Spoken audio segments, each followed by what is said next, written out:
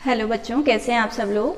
अब आज जो टॉपिक हम पढ़ेंगे वो है यहाँ पर प्रिपरेशन ऑफ कॉलॉइडल सॉल्यूशन। इससे पहले जितने भी जो टॉपिक्स थे वो मैं अपलोड कर चुकी हूँ। कल रिसेंटली जो टॉपिक है जो अपलोड किया था वो था अबाउट माइसेल फॉर्मेशन। तो यहाँ पर माइसेल फॉर्मेशन के बाद में जो एनसीईआरटी में जो टॉपिक गिवन है वो है कॉलॉइडल सॉल्यूशन प्रिपरेशन है उसके बारे में। तो अब यहाँ पर कॉलॉइडल सॉल्यूशंस को हम कैसे प्रिपेयर कर सकते हैं, तो मेनली हम यहाँ पर क्या करेंगे कि इनको 2 पार्ट्स में है वो हम डिवाइड कर सकते हैं। क्योंकि 2 तरीकों से हम जो हम कह सकते हैं कि मोटे तौर पे हम 2 भागों में हमने इसको डिवाइड कर रखा है। तो पहला तो है यहाँ पर डिस्पर्शन मेथड, और जो दूसरा मेथड है वो है वहाँ पर कंडेंसेशन मेथड।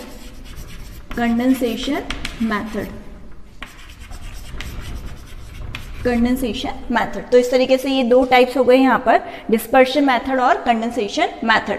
अब डिस्पर्शन को अगर आपको समझना है तो पहले स्टार्टिंग में ही मैंने चैप्टर स्टार्ट करने से पहले वहाँ पर एक टेबुलर फॉर्म के अंदर आपको बताया था ट्रू सॉल्यूशन, कॉलॉइड्स और सस्पेंशन के बीच में क्या डिफरेंस है वो बताया था। क्योंकि जब वो डिफरेंस पता रहेगा तो आप इजी तरीके से प्रिपरेशन भी है वो कर पाओगे।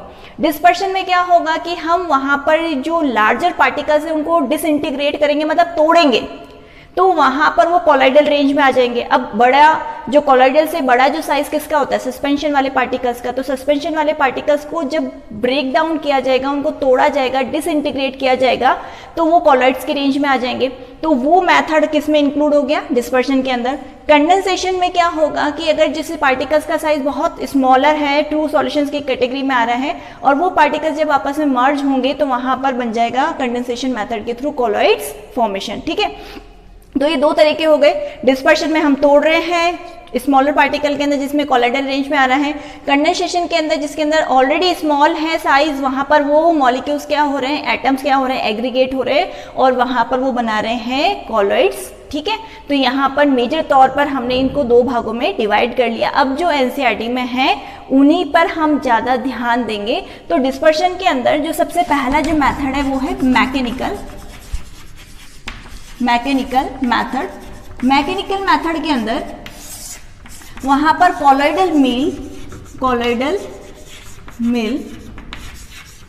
कॉलॉइडल मिल के थ्रू हम क्या करते हैं कि पार्टिकल्स को वहां पर डिसइंटीग्रेट करते हैं, तोड़ते हैं, जिससे क्या होगा कि सस्पेंशन के जो पार्टिकल्स हैं वो ब्रेक डाउन होकर किसमें बदल जाएंगे, कॉलॉइड्स के अंदर कन्वर्ट हो जाएंगे। तो आपको जो एक कह सकते हैं कि यहाँ पर जो मेन पॉइंट जो ध्यान में रखना है वो ध्यान में रखना है कॉलॉइडल मिल।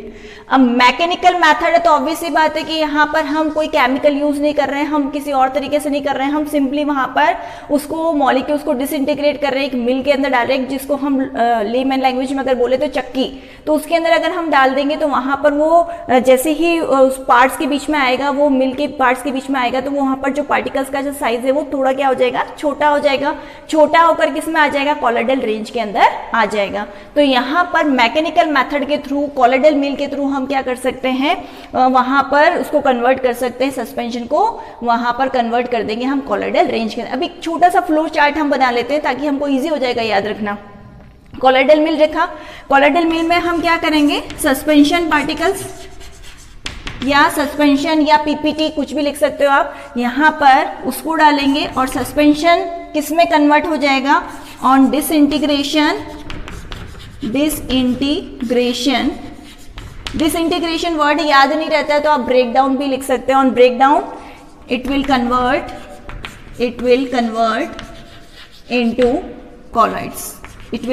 Into colloids. ये हो गया हमारा तरीका। तो हमने क्या किया, सस्पेंशन को किस में बदल दिया, यहाँ पर कॉलॉइड्स के अंदर बदल दिया। किसके थ्रू बदला, कॉलॉइडल मिल के थ्रू बदला। तो ये फर्स्ट मेथड हो गया जो आपके एनसीईआरटी के अंदर है वो गिवन है। तो ये पहला मेथड हो गया हमारा मैकेनिकल मेथड। अब उसके बाद में नेक्स्ट जो मेथड है जो बहुत बार एग्जाम्स के अंदर भी पूछा गया है, ये मेथड, इसका फ्लो चार्ट आप बना लीजिए, देख लीजिए यहाँ पर, चाहे स्क्रीनशॉट लेना है तो वो भी आप ले सकते हैं। फिर जो नेक्स्ट मेथड आता है जो मैं बता रही थी कि बोर्ड्स में बहुत बार पूछा गया है वो है ब्रैडिग आर्क मेथड। तो अब नेक्स्ट हम स्टार्ट करते हैं यहाँ पर Bredig arc method.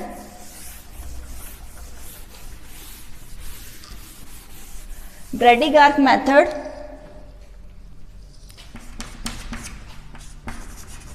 Bredig arcs method. Bredig arc method के अंदर यहाँ पर क्या होगा कि ये जनरली जो मेथड है इसके अंदर यहाँ पर डिस्पर्शन प्लस कंडेंसेशन दोनों का थोड़ा सा हम कह सकते हैं फ्यूजन होगा। ये किस तरीके से होगा अभी पता चल जाएगा आप लोगों को। काम किसके लिए किया जाता है या इसके थ्रू हम किसके कॉलॉइड्स है वो बना सकते हैं, किसके सोल्स हम बना सकते हैं, तो गोल्ड, प्लेटिनम, सिल्वर, जनरली इनके जो सोल्स हैं हम इसी मेथड के थ्रू है वो बनाते हैं।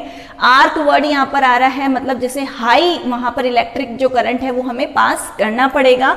और यहाँ पर हम क्या करेंगे कि दो मेटल की रॉड्स लेंगे। अब कौन से मेटल की रॉड्स लेंगे, थोड़ी देर पहले मैंने बताया कि भाई ये मेथड है generally gold, silver and platinum. ये अपने दिमाग में फिक्स कर लो सबसे पहले कि भाई इनके लिए हमें यहाँ पर ये मेथड है वो काम में लेना है। फिर मैंने क्या कहा कि यहाँ पर मेटल की रॉड्स हम ले रहे हैं, तो ये मेटल की रॉड्स हमने ले ली यहाँ पर। और फिर यहाँ से ये करंट हमने दे दिया, पास करवा दिया, आर्क है वो पास करवा दिया। अब जैसे ही यहाँ पर ये करंट इनको मिलेगा, तो करंट जैसे ही मिलेगा तो ये मेटल की जो रॉड्स हैं वो क्या होंगी, वेपराइज होंगी। पर यहाँ पर हमने पहले से ही क्या कर रखा है, इन रॉड को हमने जिसको इमर्स कर रखा है, जिनको इसके अंदर डुबा के रख रखा है, तो यहाँ पर ये क्या चीज है, वाटर प्लस इसमें हमने थोड़ा सा KOH है वो भी डाल रखा है। KOH यहाँ पर स्टेबलाइजिंग एजेंट के जैसे है वो काम करेगा। तो यहाँ पर हमने क्या किया कि जैसे ही हमने करंट पास किया, करंट पास करने से मेटल की रॉड क्या होगी, वेपराइज होंगी। वेपराइज होने पर यहाँ पर बाहर क्या है, पानी, तो वापस क्या हो जाएंगी, कंडेंस हो जाएंगी। तो यहाँ पर पहले डिस्पर्शन क्या हुआ, मतलब पहले यहाँ पर हमने तोड़ा, ठीक है, करंट के थ्रू, फिर हमने क्या किया, कंडेंस किया। इसलिए मैंने कहा था it is fusion of both dispersion and condensation method. तो यहाँ पर कंडेंस हो गई है। अब यहाँ पर बाहर भी हमने क्या कर रखा है, इस कंटेनर के बाहर हमने खूब सारी जो आइस है वो रख रखी है, या अगर मैं एक वर्ड में कहूँ तो आइस बात हमने यहाँ पर बाहर की तरफ है वो रख रखा है। तो आइस बात की वजह से यहाँ पर कंडेंसेशन क्या हो जाएगा, फास्ट हो जाएगा। तो जो पार्टिकल्स है जो वेपराइज हो रहे हैं वो बाहर आइस बात की वजह से वो फटाफट से क्या हो जाएंगे, कंडेंस हो जाएंगे। KOH की वजह से वो सोल क्या हो जाएगा, स्टेबलाइज है वो हो जाएगा। तो सिंपल सा मेथड है, पर एग्जाम में बहुत बार पूछा जाता है, तो इसलिए आपको इसको इंपॉर्टेंट मार्क है वो कर लेना आप लोग, बहुत इंपॉर्टेंट है। तो पहला पॉइंट मैंने आपको बताया कि किसके लिए काम में लिया जाता है, वो मैंने आपको बता दिया। अगर फ्लो चार्ट की फॉर्म में अगर आपको इसको याद करना है तो हमने क्या किया, यहाँ पर मेटल रॉड्स हमने ली, फिर हमने क्या किया, यहाँ पर आर्क पास किया, आर्क पास्ट, फिर मेटल वेपराइजेस, देन वेपराइजेस के बाद में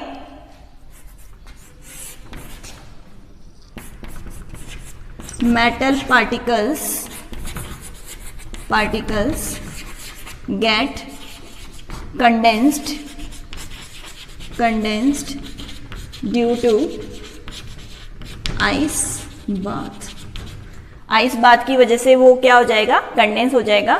तो metal rod, arc past, metal vaporises के बाद में क्या आ जाएगा, metal particles get condense due to presence of ice bath.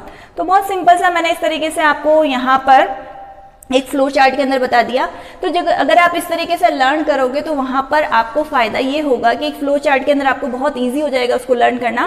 फिर एग्जाम में चाहो तो उसको पैराग्राफ की फॉर्म में बना लो, लाइंस की फॉर्म में बना लो, पॉइंट्स के फॉर्म में बना लो, जैसे भी आपको ईजी लगता है। तो यहाँ पर आपको लिखना होगा कि भाई मेटल रॉड्स, एक इसमें ये पॉइंट और लिख सकते हो, मेटल रॉड्स आर इमर्स्ड, वो इमर्स्ड होंगी, किसमें होंगी, वाटर के अंदर, immersed in water plus KOH। फिर KOH है वो ट्रेस में लेना है, मतलब बहुत कम अमाउंट के अंदर है वो लेना है, तो ब्रैकेट में लिख देना, क्योंकि स्टेबलाइजिंग का काम करेगा, स्टेबलाइजेशन का काम करेगा, तो बहुत आपको कम अमाउंट में लेना है। तो अगर आप इस तरीके से लर्न करोगे, आई थिंक याद हो भी गया होगा कि हमने मेटल रॉड्स लिए, उसको हमने किस में रखा है, वहां पर इमर्स करके रखा है वाटर प्लस KOH के अंदर। KOH है वो ट्रेस अमाउंट के अंदर है। फिर वहां पर आर्क पास हुआ, आर्क पास होने के बाद में मेटल्स की जो होंगे वो वेपराइज होंगे, वेपराइज होने के बाद में क्या होगा, वो वापस कंडेंस हो जाएंगे। क्यों कंडेंस हो जाएंगे, क्योंकि बाहर क्या प्रेजेंट है, वहां पर आइस बात है वो प्रेजेंट है, जिसकी वजह से जैसे ही वो मेटल्स वेपराइज हुआ तो वापस वो क्या हो जाएगा, कंडेंस हो जाएगा। और कंडेंस होने के बाद में हमें क्या मिल जाएगा, वहां पर कॉलोइडल सॉल्यूशन है वो मिल जाएगा। तो जितने भी जो ये मेटल्स हैं इनके जो सोल्स हैं वो हम इसी तरीके से प्रिपेयर है वो करते हैं। तो जल्दी से आप लोग भी इसका फ्लो चार्ट बना लो आप लोग। उसके बाद में नेक्स्ट हम लेंगे यहाँ पर जो next method peptization method. Screenshot अगर ले लिया हो तो मैं इसको अब इसको रब कर रही हूँ या मैं हमेशा कहती हूँ आप कॉपी पेन लेके बैठिए, ताकि क्या है कि आप लोगों को थोड़ा इजी रहेगा, और अगर आप जैसे जैसे देख रहे हैं और लिखते भी जाएंगे तो इसी समय आपको याद भी हो जाएगा, अलग से आपको टाइम है वो नहीं देना पड़ेगा, क्योंकि बहुत इजी लैंग्वेज में आपको मैं बता रही हूँ यहाँ पर। अब जो थर्ड मेथड जो हम ले रहे हैं यहाँ पर, जो एनसीईआरटी में दे रखा है, मेनली हम उन्हीं पॉइंट्स को हम यहाँ पर डिस्कस कर रहे हैं। तो फिर थर्ड हमने लिखा, again it is important peptization method. Peptization method हम यहाँ पर ले रहे हैं। पेप्टाइजेशन मेथड के अंदर अगर हम यहाँ पर जोड़ दें तो इससे एक टर्म निकल के आएगा पीपीटी। ठीक है, पीपीटी को दिमाग में रखना है। पीपीटी को हमने कन्वर्ट करना है किसके अंदर, कॉलॉइड्स के अंदर, क्योंकि हम बना क्या रहे हैं, कॉलॉइडल सॉल्यूशन ही बना रहे हैं यहाँ पर। तो पीपीटी को हम कॉलॉइड्स में बदलना चाह रहे हैं। तो यहाँ पर पेप्टाइजेशन से मुझे याद रह गया पीपीटी, और पीपीटी को अगर मेरे को बदलना है तो हम उसके ऊपर लिख देंगे एरो के ऊपर, बाय एडिंग सूटेबल सॉल्वेंट लिख सकते हैं, इलेक्ट्रोलाइट लिख सकते हैं, इलेक्ट्रोलाइट। तो इनके एडिशन से क्या होगा कि जो लार्जर पार्टिकल्स हैं उनका डिसइंटीग्रेशन होगा, ब्रेकडाउन होगा, वो किस में बदल जाएंगे, वहां पर कॉलॉइड्स के अंदर है वो बदल जाएंगे। तो पीपीटी को हमें बदलना है कॉलॉइड्स के अंदर। मैंने क्या किया, क्या ऐड किया यहाँ पर, बाय एडिंग सूटेबल सॉल्वेंट और इलेक्ट्रोलाइट। अब ये तो हो गया इसका फर्स्ट पॉइंट। अब चाहे आप इसको डिफाइन की फॉर्म में लिखना चाहते हो तो डिफाइन की फॉर्म में भी लिख सकते हो। Peptization is the process in which PPT is converted into colloidal sol by adding suitable electrolyte। तो मुझे कुछ भी रटने की जरूरत नहीं है, यहाँ पर मैंने सिर्फ ये टर्म याद करी, पीपीटी को बदलना है, कॉलॉइड में क्या ऐड करेंगे, इलेक्ट्रोलाइट ऐड करेंगे, बस इतना सा। पर इलेक्ट्रोलाइट भी बहुत ज्यादा अमाउंट में ऐड नहीं करना है, तो यहाँ पर कुछ अमाउंट के अंदर ही हम इलेक्ट्रोलाइट है वो ऐड है वो करेंगे। फिर इसका एग्जाम्पल क्या हो सकता है, क्योंकि एग्जाम्पल तो हमें चाहिए। तो यहाँ पर एग्जाम्पल के तौर पर हमने जैसे लिया फेरिक हाइड्रोक्साइड, इसका रेड ब्राउन कलर का पीपीटी होता है, रेड ब्राउन कलर का पीपीटी है, और इसके अंदर अगर हमने ऐड कर दिया FeCl3, ठीक है, यहां पर अगर हम इसके अंदर FeCl3 है वो ऐड कर देंगे तो क्या होगा, वहां पर फेरिक हाइड्रोक्साइड का ही यहां पर क्या बन जाएगा, कॉलॉइडल सोल है वो प्रिपेयर हो जाएगा। ठीक है, यहाँ पर फेरिक हाइड्रोक्साइड का जो हम कह सकते हैं कि सोल है वो प्रिपेयर हो जाएगा। अब होगा कैसे, यहाँ पर ये जो पीपीटी है, फेरिक हाइड्रोक्साइड जो पीपीटी था यहाँ पर, इसके चारों तरफ क्या होंगे, इसका एक तो साइज तो छोटा होगा ही, और यहाँ पर क्या होगा कि इसके चारों तरफ Fe+3 के जो पार्टिकल्स हैं वो क्या हो जाएंगे, एड्सॉर्ब हो जाएंगे, मतलब सरफेस के ऊपर जाकर वहां पर अटैच हो जाएंगे, एक्यूमुलेट हो जाएंगे, रिटेन हो जाएंगे। तो जिसकी वजह से यहाँ पर कॉलॉइडल सोल है वो प्रिपेयर हो जाएगा। ये चीज आपको इंपॉर्टेंट है, ध्यान रखनी है, क्योंकि एग्जाम में पूछा जा सकता है कॉम्पिटिटिव एग्जाम्स में कि वहां पर पेप्टाइजेशन के अंदर और अलग से कौन सा मेथड है या और कौन सा प्रोसेस है वो हो रहा है, वहां पर चार्ज कैसे डेवलप हो रहा है। तो वहां पर चार्ज है वो एडजॉर्प्शन की वजह से है वो डेवलप है वो हो रहा है। आप चाहे तो इसको इस तरीके से भी बना सकते हो याद रखने के लिए, जैसे फेरिक हाइड्रोक्साइड लिखा है यहाँ पर FeOH whole thrice ferric hydroxide, और इसके चारों तरफ जो पार्टिकल्स है वो इस तरीके से आ गए जो इसकी सरफेस के ऊपर जाकर अटैच हो गए। तो याद रखने के लिए हम इस तरीके से भी बना सकते हैं। तो ये हमारा लर्न करने का एक और तरीका हो गया, और हमें पता भी चल गया कि Fe+3 कहाँ जा रहे हैं, इसके सरफेस के ऊपर जाकर अटैच है वो हो रहे हैं, या हम कह सकते हैं कि इसकी सरफेस के ऊपर जाकर रिटेन हो रहे हैं। नीचे आप मेंशन भी कर सकते हो एडजॉर्प्शन, ताकि और पक्का हो जाएगा वो। तो यहाँ पर ये हमारे मेथड थे स्टार्टिंग में हमने लिखा था मैकेनिकल मेथड, मतलब कॉलॉइडल मिल हमने लिया था उसके अंदर, फिर सेकंड हमने लिया ब्रेडिंग आर्क मेथड, और फिर थर्ड हमने क्या लिया है यहाँ पर पेप्टाइजेशन मेथड। आई थिंक तीनों आपको बहुत अच्छे से समझ में आ गए होंगे, बहुत ईजी हैं, और इसमें से दो जो बताए थे लास्ट के ज़्यादा इंपॉर्टेंट है, एक तो ब्रेडिंग आर्क मेथड है और दूसरा क्या है यहाँ पर पेप्टाइजेशन मेथड, दोनों ही बहुत इंपॉर्टेंट है।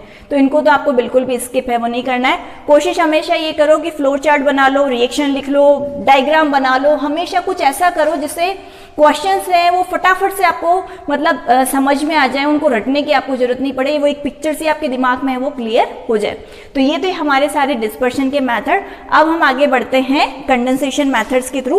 अब कंडेंसेशन मेथड के अंदर हम क्या लेंगे, यहाँ पर रिएक्शंस लेंगे, मतलब कोई केमिकल रिएक्शंस जिनके थ्रू वहां पर हम क्या करवा सकते हैं, कॉलॉइड से वो प्रिपेयर करवा सकते हैं। तो रिएक्शंस क्या क्या हो सकती है यहाँ पर, जैसे डबल डिकम्पोजिशन हो सकता है, ऑक्सीडेशन हो सकता है, रिडक्शन है वो हो सकता है। तो अब इन रिएक्शन के थ्रू हम क्या करवाएंगे, वहां पर जो कॉलॉइड से उनको प्रिपेयर करवाएंगे।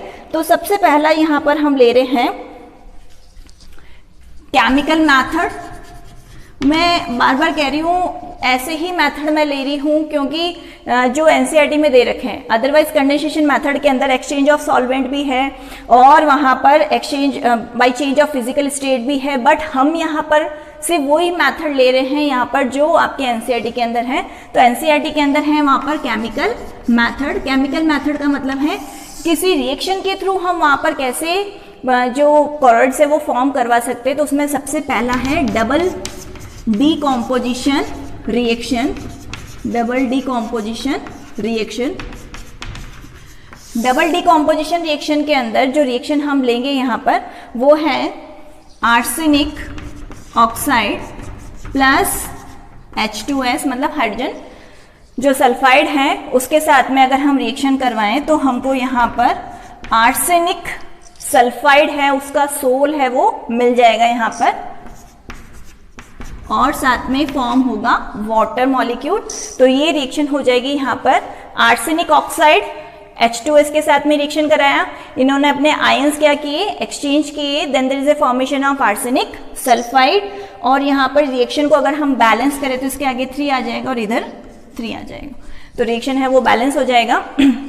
तो यहाँ पर आर्सेनिक सल्फाइड का हमको क्या मिल जाएगा, कॉलॉइडल सोल है वो मिल जाएगा। ठीक है, तो ये मेथड हो गया सबसे पहला हमारा डबल डिकम्पोजिशन मेथड। अब हम नेक्स्ट आगे बढ़ते हैं, यहाँ पर जो नेक्स्ट मेथड हम लेंगे वो है ऑक्सीडेशन मेथड। तो मैं यहाँ लिख रही हूँ इसको ऑक्सीडेशन मेथड।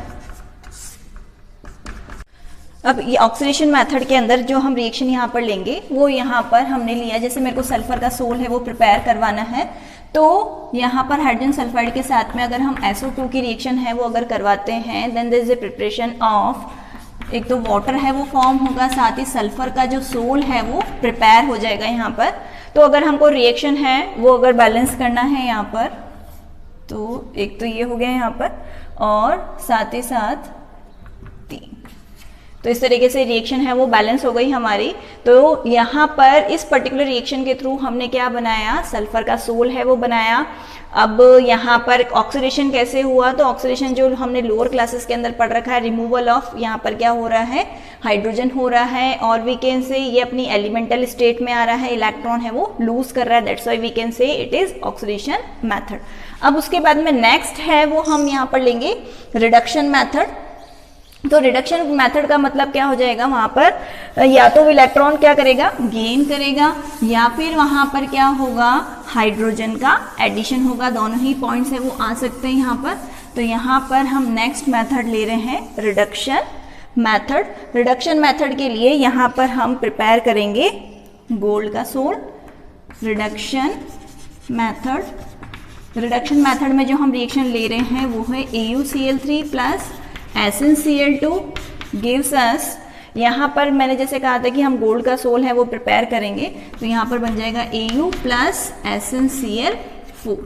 तो यहाँ पर जो स्टेनस, मतलब जो यहाँ पर स्टेनस क्लोराइड था वो कन्वर्ट हो जाएगा आफ्टर रिएक्शन स्टेनिक क्लोराइड, मतलब वो तो यहाँ पर क्या हो रहा है, ऑक्सीडाइज हो रहा है, और ये यहाँ पर क्या हो रहा है, रिडक्शन इसका हो रहा है। ये +3 से यहाँ पर 0 ऑक्सीडेशन स्टेट के अंदर जा रहा है, तो इसका तो हो गया रिडक्शन और इसका हो गया यहाँ पर ऑक्सीडेशन।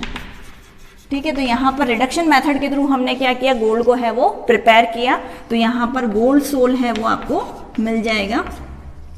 एग्जाम में अगर जैसे टाइम नहीं हो और अगर आपने रिएक्शन बैलेंस नहीं भी किया है तो भी वहाँ पर ऐसा कुछ नहीं है कि आपको रिएक्शन है वो बैलेंस है वो करना पड़ेगा। अगर आपको नहीं टाइम है तो अगर आप नहीं भी करोगे तो भी वहाँ पर कोई मार्क्स का डिडक्शन है वो नहीं होगा। ये चीज़ आप ध्यान रखना, अगर आपके पास में टाइम है तब तो आप उसको बैलेंस कर लेना, अदरवाइज उसको रहने देना।